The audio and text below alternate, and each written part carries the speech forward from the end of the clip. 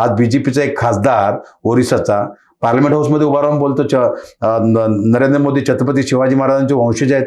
अरे लाजा वाटला पाहिजे, शरम वाटलं पाहिजे.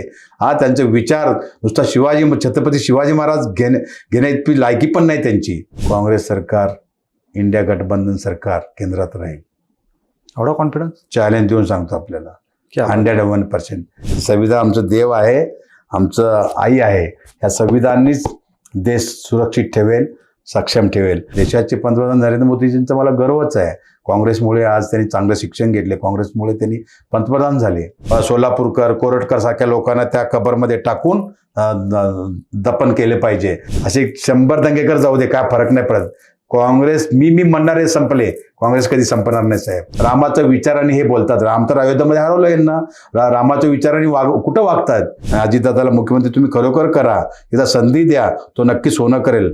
उद्धव ठाकरे शिवसेना गट आणि शरद पवार गट, आम्ही इथं सरकार स्थापन करणार, 100% करणार. मी ओपन चॅलेंज देतो नरेंद्र मोदी सरांना. देशाचे पंतप्रधान आहेत, मला सार्थ अभिमान आहे.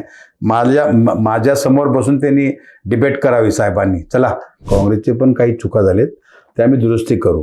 पळणारे घोडे आहेत ते लग्नामध्ये आम्ही वापरलेले आहे, आणि लग्नातले घोडे बाहेर वापरलेले आहेत.